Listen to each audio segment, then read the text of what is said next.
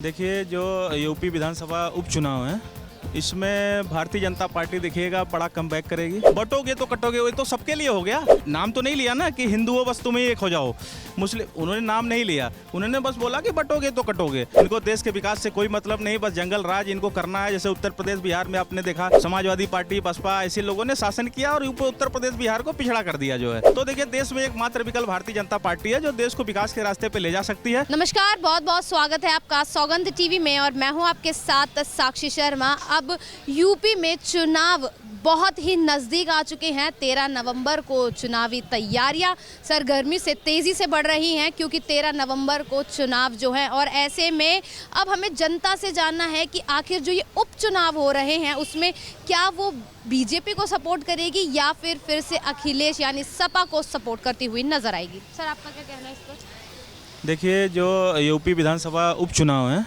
इसमें भारतीय जनता पार्टी देखिएगा बड़ा कमबैक करेगी। जैसा लोकसभा के चुनावों में जो उम्मीद थी भारतीय जनता पार्टी को जो सीटें लाने की, वो सीटें उम्मीद के मुताबिक नहीं आई।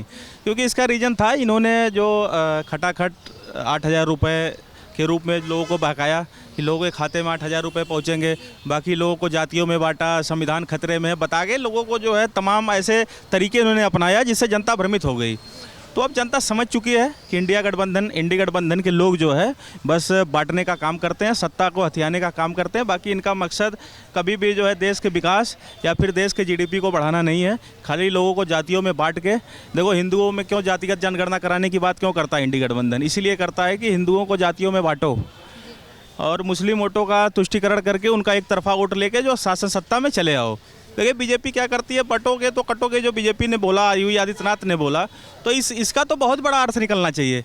बटोगे तो कटोगे, वो तो सबके लिए हो गया। मैं कह रहा हूँ कि पूरे जाति धर्म के लिए हो गया। मतलब कि अगर पूरे देश में सारे जाति धर्म के लोग एक बन के रहेंगे तो फिर देश का विकास होगा। तो इन्होंने अलग तरीके से निकाला उसमें कि उन्होंने नाम तो नहीं लिया ना कि हिंदुओं बस तुम ही एक हो जाओ, मुस्लिम उन्होंने नाम नहीं लिया। उन्होंने बस बोला कि बटोगे तो कटोगे। तो देखो बीजेपी हमेशा जो है सबका साथ सबका विकास करने का काम करती है और इंडिया गठबंधन के लोग बस जातियों में बांटने का काम करते हैं, संप्रदायवाद की राजनीति करते हैं।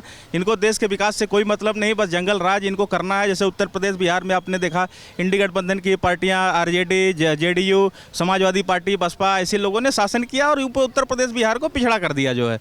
आज उत्तर प्रदेश बिहार के लोग जो धक्के खाते हैं वो दिल्ली में, मुंबई में। अब देखो इसमें आपने देखा होगा त्योहारों में कैसे जो भेड़ बकरियों की तरह उसमें रेलगाड़ियों में भर के लोग आप जाते थे। तो देखिए यही सब चीज़ें हैं। आज भारतीय जनता पार्टी की डबल इंजन की सरकार है उत्तर प्रदेश में भी, और देखिए वो सहयोगी गठबंधन के साथ बिहार में भी सरकार है, तो बिहार भी सुधर रहा है कुछ स्थिति तक। तो देखिए देश में एकमात्र विकल्प भारतीय जनता पार्टी है जो देश को विकास के रास्ते पर ले जा सकती है। बाकी इंडिया गठबंधन के लोग, उनका विकास से कोई वास्ता नहीं है दूर दूर तक, बस लोगों को भ्रमित करना है और देश को बांटना है।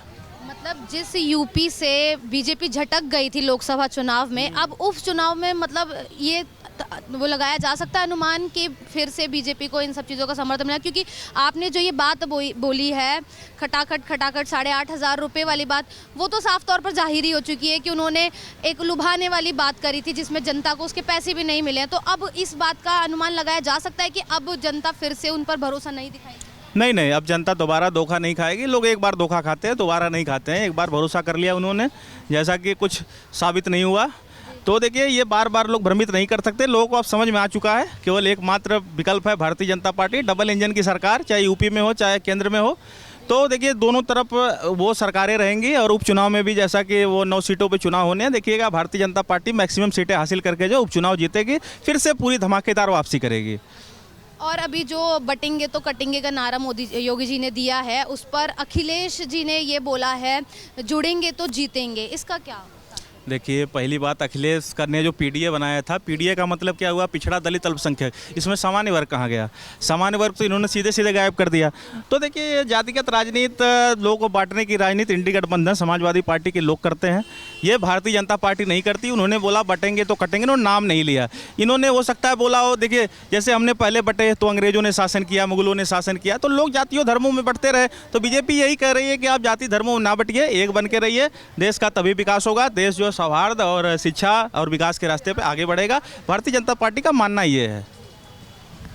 तो सुना आप सभी ने कि कैसे जहां लोकसभा में बीजेपी यूपी से छटक गई थी, वहीं उपचुनाव में एक नई उम्मीद यहां बीजेपी को मिलती हुई नजर आ रही है। जनता यही कहती हुई नजर आ रही है कि हमने एक बार गलती कर दी, लेकिन अब हम गलती नहीं करेंगे, हम बीजेपी को ही वोट देंगे। बाकी ऐसी तमाम अपडेट्स के लिए बने रहे सौगंध टीवी के साथ। आप देख रहे हैं सौगंध टीवी, सौगंध वतन की।